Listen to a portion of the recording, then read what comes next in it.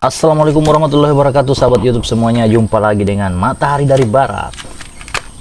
Apa kabar semuanya? Mudah-mudahan semuanya senantiasa sehat walafiat, bahagia selalu dan banyak rezeki. Amin. Nah, kali ini kita akan menonton video dan membahas video pernyataan mantan ketua P3. Ini pernyataan yang cukup menggemparkan ya bagi seluruh kepala daerah yang ada di Indonesia, khususnya kepala daerah yang mengobok-obok pesantren dan menjengkel usaha-usaha pesantren. Bagaimana pernyataannya? Kita simak bersama. Jadi saya ingin di podcast ini untuk masyarakat kita percaya bahwa semua kepala daerah itu 99,9% korup. Nah, itulah tadi pernyataan Bang Romi yang menampar ya kepala-kepala daerah yang ada di Indonesia. Beliau mengatakan 99,9% korup. 99%. Yang ditangkap sama KPK cuma berapa persen ya?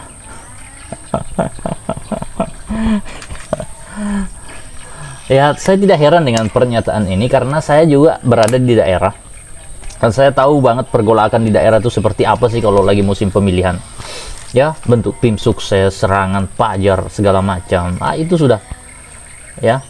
Jadi kalau kita searching di Google itu biaya untuk menjadi bupati dan wali kota saja itu sekitar 30 sampai 70 miliar ya. Untuk jadi gubernur ya 70 sampai 100 miliar ya kan. Nah, kalau enggak salah ya Pak Ridwan Kamil itu pernah bilang untuk jadi presiden itu butuh sekitar 7 triliun. Ya, untuk jadi presiden. Ya, jadi ini Ibu Bupati yang menyegel usaha pesantren karena katanya masih kurang persyaratan apa segala macam. Tolong dibantu ya. Karena belum tentu Ibu Bupati itu ya bersih-bersih amat juga dalam pemerintahan. Ya. Begini ya.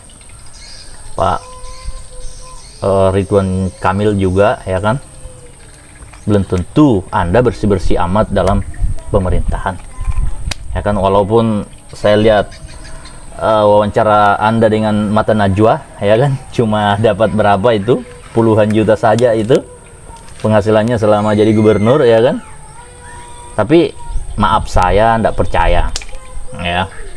Kenapa? Biaya untuk jadi gubernur itu besar. Kalau penghasilan Anda cuma segitu, nggak balik modal, mau dikasih makan apa itu tim sukses ya kan. Ya, jujur aja ya, saya sudah tahu ya bagaimana kepala-kepala daerah itu melakukan aksi-aksinya itu ya. Pertama itu di proyek itu dapat fee itu ya. Terus apa ini nih, dana hibah.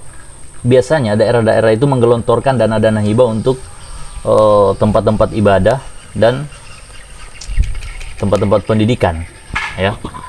Nah, sangat jarang daerah-daerah itu yang terbuka data soal data penerima dana hibah ini. Data tempat ibadah penerima dana hibah itu sangat jarang terbuka. Ya, kalau kita searching di Google ya dulu-dulu itu masih terbuka, sekarang sudah enggak. Kenapa? Saya dengar kabar nih ya kan bahwa ternyata untuk bisa mencairkan dana hibah itu ada fee juga gitu loh. Nah, bahkan ada tempat ibadah yang namanya sampai double demi untuk mendapatkan dana hibah ya. Namanya beda, ada 3 nama begitu untuk mendapatkan dana hibah ya. Nah, bisa dapat dana hibah dari kabupaten, bisa dapat dana hibah dari provinsi, bisa dapat dana hibah dari Kemenak Pusat ini untuk tempat-tempat ibadah. Ya. Nah, panitia-panitianya ini jarang ada yang terbuka ke jamaah. Dan untuk mendapatkan dana hibah itu kan diajukan proposal yang ditandatangani oleh KUA, ya, ditandatangani oleh KUA.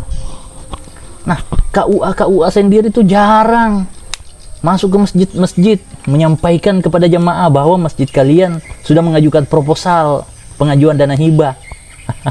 Dan pengurus-pengurus masjidnya itu jarang ada yang terbuka ke jamaah menyampaikan, kita mendapatkan dana hibah dari kabupaten, kita mendapatkan dana hibah dari provinsi, kita mendapatkan dana hibah dari Kemenak Pusat.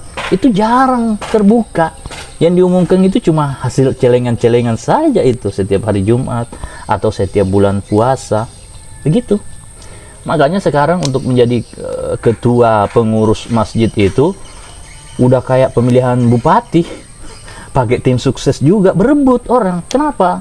Karena bisa bekerja sama dengan KUA, dengan kepala daerah, ya, bagian kesranya itu untuk mendapatkan dana-dana hibah ini, dan tertutup, tidak terbuka, kong kali kong kayaknya.